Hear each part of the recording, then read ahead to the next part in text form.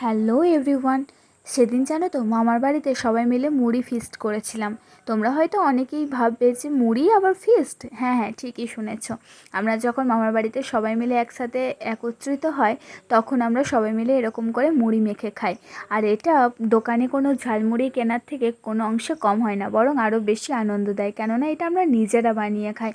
তো এখানে তোমরা যেমনটা দেখছো, আমি একটা বড় বোলের মধ্যে মুড়ি নিয়ে নিয়েছি এবং তার সাথে সাথে চানাচুর, বাদাম, পেঁয়াজ কুচি, লঙ্কা কুচি, গাজর, টমেটো, শসা, সেই সমস্ত কিছুগুলোকে অ্যাড করে নিয়েছি।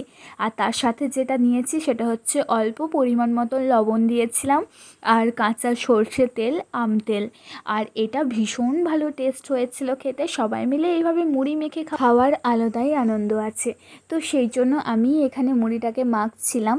আর পাশে তোমরা দেখতে পাবে যে সবাই মিলে, মায়েরা, মাসিরা, বৌদি, দিদি, সবাই মিলে সেখানে ওয়েট করছিল যে কখন মুড়িটা মাখা হবে।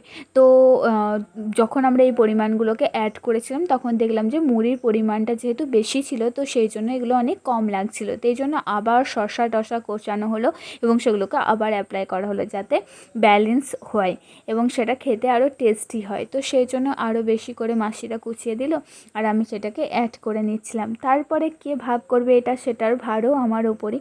তো সেই জন্য আমি একটা বোল নিয়ে নিয়েছি, ছোটো একটা বোল, এবং সেটা দিয়েই সবাইকে ভাগ করব বলে এখানে চলে এসেছি। আর দেখতে পাচ্ছ সবার হাতে একটা করে প্লেট ধরিয়ে দিয়েছি, আর আমি এইভাবে মুড়িটাকে ডিস্ট্রিবিউশন করছিলাম।